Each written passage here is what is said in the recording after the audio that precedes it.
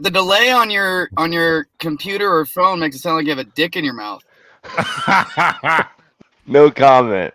As I greet my grapefruit spin drink from Starbucks. Is there a little cranberry juice for your period with that? I got that too. Okay, it's good for you. Ocean spray. It's really good. Yeah. Helps with the cramps.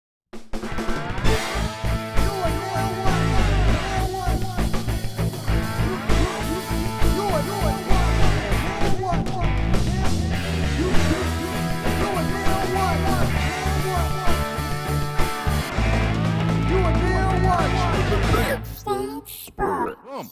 This is another episode of the Backstage Sports Podcast. I am Joe Connor. Boom, I'm here. I'm JT Harker. Butter me up. Butter me up. For the second time, I do not have his intro written down this time, so it's not going to be nearly as good. My friend, my not as good looking, but way taller than me, way more successful. Yeah. Way more financially independent. Dates probably significantly hotter women than I do, or sometimes the same women that I do. And just like one of my best buddies in the biz, Mr. David Buginski. And we're done. We are done. We're out.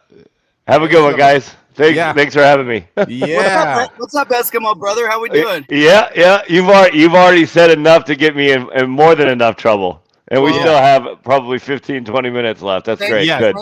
Thank God no one listens to this show. Hi, Joe. Hi, Joe. What's up, buddy? That's how we're responding to that. Good to see you, too. Great to see you. You can just ignore JT. Plan on it. Let's start with the shirt that David is rocking right now. If you're not watching, David is rocking a very obnoxious shirt. Bandwagon. There it is.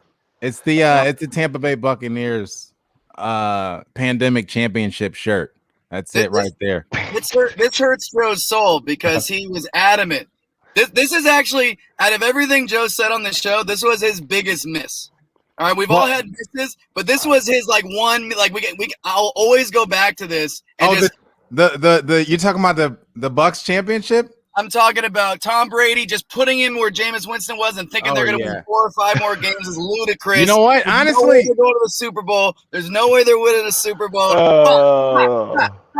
You know what? And I don't regret it. I don't regret a word of anything I said because everything I said was true. The only thing that I didn't account for was that the Buccaneers would create the Monstars and have get all of the best, off-season acquisitions. They would get all of the free agents. They would have Gronk. They'd have Antonio Brown. They'd have the Gronk pickup. You said the Gronk was a stupid pickup. No, I didn't say it was stupid. I said it wasn't that big of a deal. But I didn't expect which it turns out to be. Gronk didn't win them the Super Bowl. Gronk was a great little piece there, but it was still. He only got 2 of the touchdowns. He came big in the Super Bowl. In the Super Bowl. In the Super Bowl. I mean, he had a nice little Super Bowl, but as to be expected. But you know what?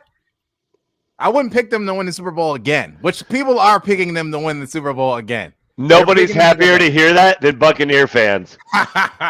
Nobody's happier to hear you say that than Buccaneer fans. You know what? Who's going to be my pick? And I didn't plan to drop it, but let's go Aaron Rodgers in the Green Bay Packers. Oh, yeah. Is he even going to be there? They're going to get it together. They're going to get it together, and they're going to put a team around him. Because Aaron wanted to leave mainly because he didn't get the love that Tom Brady got from Tampa. Tampa said, "Okay, you know what, Tom? Welcome in. We'll build a team around you. We'll get you all the running backs. We'll get you all the wide receivers. We'll get you the defensive linemen. We'll get you everything you need to win a Super Bowl, and then you can have a turnkey championship," which is what Tom Brady had. Aaron Rodgers would have loved to have that team to go to the Super Bowl with him last year, but he didn't have it. But now I think he scared them. The Packers are scared now. The story came out that basically Aaron Rodgers hated the GM so much that he calls him Jerry Krause. Which is hilarious. Which is hilarious. But I think this riff is scaring them enough to scare them straight to build a team around him for next year. Who's better? I don't know this. What do you guys think? Who's better, Rodgers or Brady? Oh, I'm taking Rodgers. I know most people think Rodgers, but I'm going with. I mean, they're both incredible. I think Yeah. they're arguably two of the top 5 of all time. I'm going to say Tom Brady because I do value more. I value championships more than some people do, and I value performance in big games a little more. And they both had their shortcomings. They've both had their wins, but I do think, and I really started thinking about this last season, Rodgers has come up really short in a lot of big games, including games not against great defenses. He hasn't really been able to get it done. He has a ring, but I'm gonna go Brady. I'm gonna give the edge. Yeah, I go Brady too, only because I think he's smarter and I think he's probably easier to work with. It's hard to believe, and sure, Rodgers He's a better leader, right? Right, yeah, and I think I don't know Rodgers, I don't know Brady, but you got to think the GM for the Packers wants to win Super Bowls too. He's not doing this intentionally to Aaron Rodgers. Maybe we're not hearing the negativity of Aaron Rodgers and his shortcomings, and he might. I feel like if I had to guess, he has a short fuse. He's very difficult to work with, and maybe some of the best players don't want to work with Rodgers. Yeah. The word on the street has been with Rodgers, as we've seen him the last few years just not quite be able to get it done, is that obviously no one's questioning how great of a quarterback he is, and no one's questioning that he's one of the most talented, if not the most overall talented quarterback to ever play the game. But within that freestyle kind of game that he plays, in contrast, Russell Wilson is also able to get into a system and do some things, whereas Rodgers is starting to get knocked for, like, we know what you can do when we're down 20 and you got to just go freestyle and you got to figure it out. You're on the run, you're doing all this stuff, but just let's do the little things that we're supposed to do within the system to win.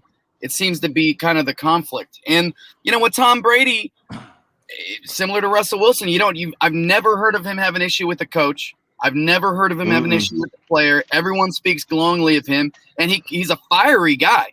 So for a guy that intense and that fiery to still not have any of those burned bridges, seemingly, whereas Rodgers is like coach after coach, it's a coach's fault. Teammates feel isolated. Right. You know what I mean? That kind of stuff. Belichick wasn't easy to work with. Bro, the thing is with Rodgers, Tom Brady has been blessed with, if not the greatest coach, one of the greatest coaches of all time, which is not something that Aaron Rodgers could say. Mike McCarthy, nor what's the young guy's name that they got now? I'm blanking on his name. Neither one of those guys have ever been mistaken for Bill Belichick, right? So I think that's the one thing. The other thing is the respect that they've showed Tom Brady, that they've showed him on the field and off the field, as far as trying to build a team, trying to give him, adequate pieces to constantly be in contention every year, is vastly different from what Aaron Rodgers had in Green Bay, especially when you are at the point where you want to move away from Aaron Rodgers, or you draft as if you want to move away from Aaron Rodgers, but you were just in the NFC Championship game. You were just in contention. You were at the cusp. Instead of going to the drawing board and saying, you know what, let's build this team out. Let's get him some help. Let's get him some, let's go into the free agency market. Let's get him a defense, which he hasn't had, which Tom Brady has had. Let's get him some offensive weapons outside of one wide receiver. They decide to go and draft a quarterback who hasn't even seen the field, because Aaron Rodgers was winning league MVP. So to me, you can't blame Aaron Rodgers for not winning more Super Bowls when he's dragging cadaver dogs with him to through the playoffs. There are recent reasons why I do slightly agree with you, but I'm done making, because I'm one of the guys that was saying the exact same stuff you're saying right now, making it. But you know what? At the end of the day, it's excuses, because at the same time, I don't hear. And maybe this just isn't headlined, but I don't hear Aaron Rodgers gave up some of his salary, some of his pay to make sure that he can put the team around him. No, that's bullshit. That's bullshit. It has nothing to do with that. No, a lot of teams have won Super Bowl. They just paid Patrick Mahomes $1 billion and won a Super Bowl. So I don't hear. If you're about the winning, if you're about the winning, you got to be about the winning. I think he was more about him thinking the winning would just come because he was great, and it didn't come, and now he's in panic mode, like, oh, shit, if I don't win at least one more, my legacy's in question. And it is. It is in question because the guy should have more rings. And recently is one thing. There were years where they were the team. They were expected to go do it because they had the squad. You know, he's carried some teams, but he's also had some very talented teams. Packers head coach is Matt LaFleur, by the way. LaFleur. And I kind of agree with JT's stance on this, is that I do think Rodgers is guilty or should take a lot of the blame of not winning. I mean, simply look at his appearance. Anybody who has a mustache like that, it's scientifically proven they're a tool. A big tool. A whiny big tool. Listen, all the greats are they would say you can look at across many different sports. All the greats have been difficult to play with. People said Jordan was difficult. People said Kobe was difficult. So you can throw out all of these items, these ancillary items about how you can blame Aaron Rodgers. But at the end of the day, they have time and time again botched this thing of building a championship team. I always say championships are team accomplishments, right? Championships in every sport, unless you play tennis or golf, is a team accomplishment, which means that you need more than one great player, or even just, especially in a game of football, more than one or two great players to actually do that. And they have yet to build a team around him to where you can really look at him and say, you know what, if you put Aaron Rodgers on that Buccaneers team and then they get bounced out in the wild card round or the first round of playoffs or something like that, then you can go, you know what, Aaron Rodgers didn't get it done. But when you look at what Aaron Rodgers has done by himself, what did Tom's wife say? He can't throw the ball and catch it himself. Well, neither can Aaron. And so when you look at what Aaron has done, and you look at the team that was around him, he's done so. I mean, it's like he's done incredible things, but at the same nothing. But at the same time, Tom Brady did a lot with nothing also, and it was a story for years. I don't know. Tom Brady has never had nothing until that last couple years in New England. He carried nothing teams to the Super Bowl. He carried nothing teams into the playoffs. I wouldn't call him nothing. Oh, it was a story for 4 or 5 years. No. Yes, it was. No. You can't compare. You can't compare Green Bay's nothing to New England's nothing. How can you not compare that? Green Bay has more right now than New England had for 3 or 4 years. No. Oh, absolutely. No way. JT's delusional today. No way. That was a story. That was a story for the last 3 or 4 years. Green Bay has historically had one great wide receiver and a half a running back, maybe one great running back. That's it. Like they haven't had the defenses that New England has had. They haven't had the linemen. They haven't had the wide receiver core. They haven't had as much as a collective team, as a collective talent, or not only that, but the coach, right? Because coaching matters. I always say coaching matters more in football than it does in basketball. Well, and so you can't also compare Matt LaFleur, who was somebody's film coordinator. I agree that LaFleur is not Belichick, but at the same time, in my opinion, I think a lot of people's opinions, Belichick is a great coach and he has a great legacy, but who's to say that Tom Brady wasn't carrying those teams? Belichick can't be on the field.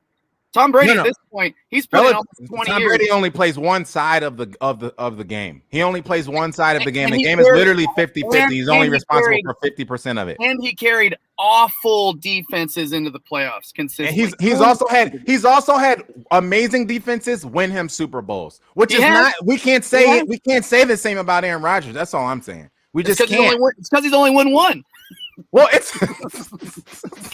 we got to move on. Tim Tebow is back. It's Tim Tebow time again. Yes! No, stop it. No, it can't be. This is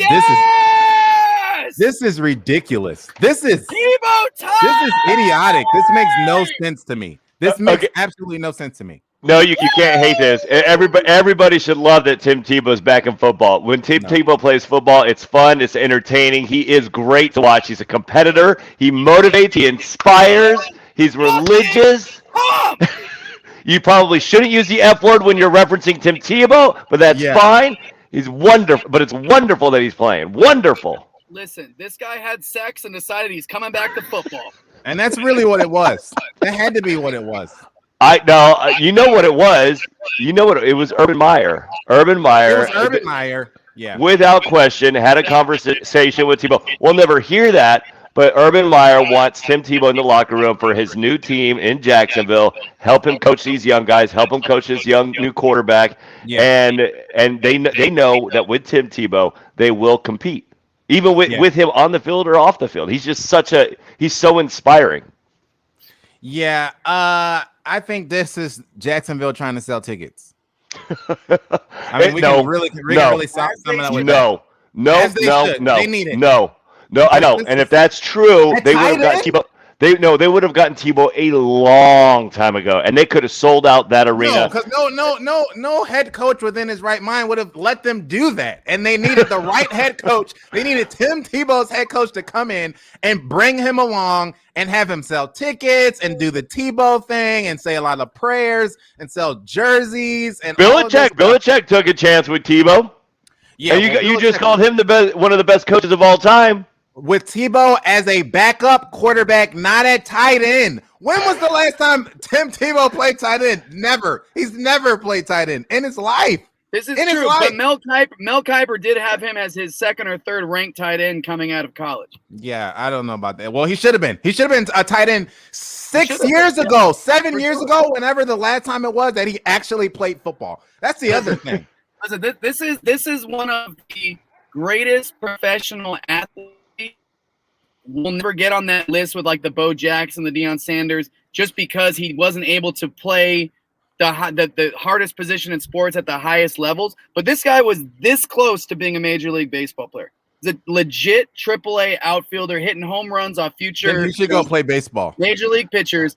And now he's tried. Back to football. Yeah, he tried and failed. Where, by the way, he has already won a playoff game as a quarterback, and he's going to come back as a tight end. Dude, I love it. This guy's a phenomenal athlete. So he's supposed to be Taysom Hill? Like, what's the situation here? What's the thought process here? I don't know, but I think there's way worse moves. Like, if you're going to bring a guy like Tim Tebow into your locker room, it doesn't even matter if he could be your third string, fourth string tight end, and also use him in whatever offense you're going to run, do some wildcat stuff at quarterback, which he can obviously do. I mean, I just think having a guy like that in your locker room, you can't go wrong. Yeah. I didn't read anything that's paying him some crazy amount of money to come back. Urban Meyer wants him there. He's the type of guy you want there, regardless of what his role is, and who knows? A phenomenal athlete like that, maybe he ends up being really good. I don't know. Urban Meyer, Tim Tebow, 4 years in Florida together. I mean, that was the most fun college football's been in a very long time. They won 2 championships. Tebow won the Heisman 1 year. And you could just tell they were having fun on the field, and the whole team worked together. He's just a motivator. I think he's getting recruited more so to be a locker room player. I don't know how he'll do it tight end, but he'll compete, and he hits hard, and he's big. He's arguably the greatest college quarterback of all time. You know what? And I think I was the greatest little league wide receiver of all time when I played for the West Philadelphia. Here you insult Tim Tebow. So maybe I should rekindle my career, my football career, and go to the NFL and play wide receiver again. You should. Tim Tebow inspires like that. Look at that. He's inspiring you right now to go be great. I love this comparison. We're acting like Tim Tebow was never an NFL football player. He wasn't. He won a playoff game. The NFL schedule has been released. How do you guys feel about your team's schedule? And how you're looking, the preseason picks of it all. Like, do you guys are you going through the schedule and picking out win, loss, or how do you think? Do you look like you think you're going to win the division or what? I haven't even looked at the schedule, and I already love it because I know we're going to win the division and we're going to the Super Bowl. Oh, okay. Who's your team? San Francisco 49ers. Yeah. The team without quarterback. I don't know. Maybe in a couple years. You don't know that. We could do it this year. We got Nick Bosa back. We're healthy. Our dude McGlinchey's ready to rock. Shout out to McGlinchey. I think we're going to see the same thing we saw last season. I think it's going to be very, very similar. The Niners are not. The Niners aren't ready yet. The Tampa Bay Buccaneers schedule actually looks pretty soft. I'll check that out. I don't know what you thought about that, David. But I thought they're playing the Patriots at home. That'll be fun. Yeah, they are. And week four that is. But those tickets are going. The tickets are crazy. The tickets are insane. It's at on the low end. They're like $1,300, and then they're going as high as 12 and 13,000, which is we got what? Gronk. You have Gronk coming back, Brady coming back, Brown coming back, which is hilarious. 12, how about that? 13,000. I don't care how much money you got. That's not worth it.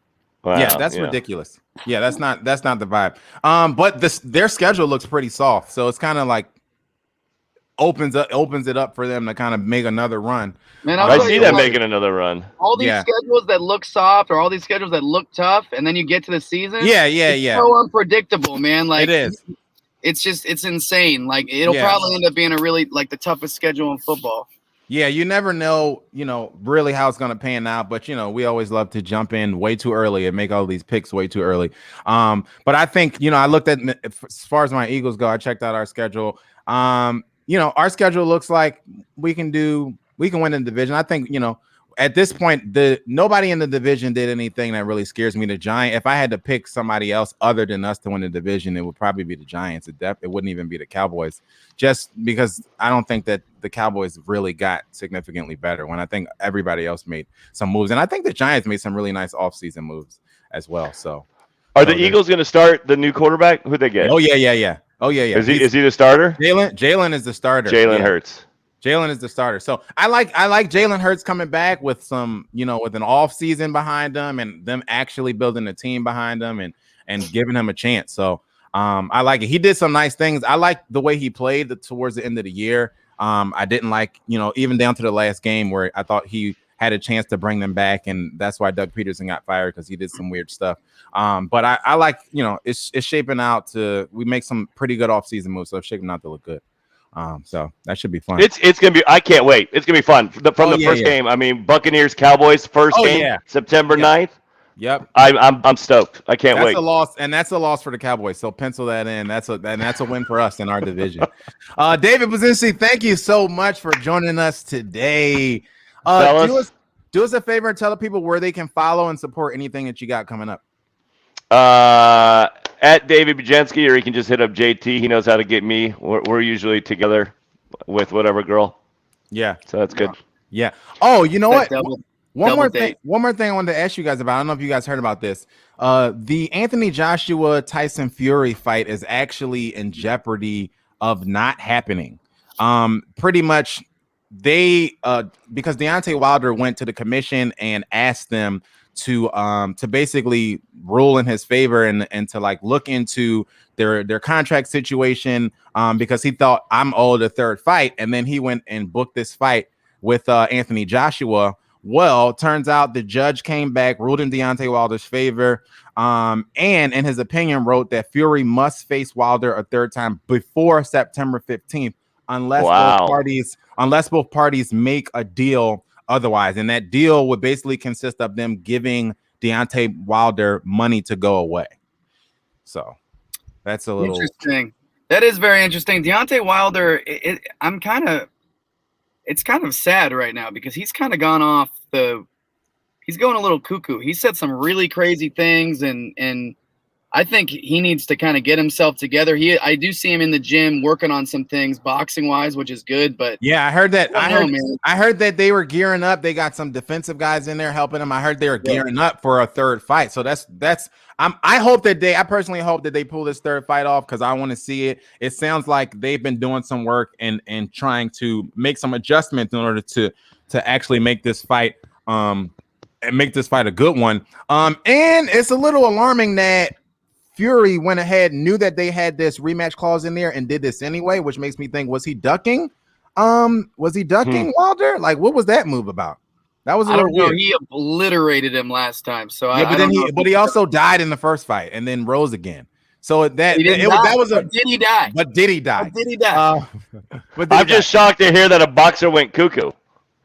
It's shocking. Right.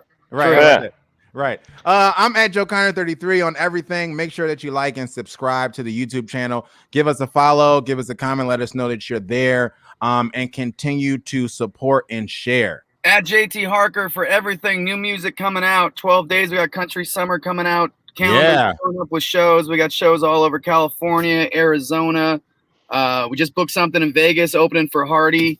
I just checked out that event, Joe. That event's dope. Oh, yeah. Yeah. It's actually a Dustin Lynch. He's throwing the whole thing. It's pretty crazy. Oh, that's dope. Yeah, love so party.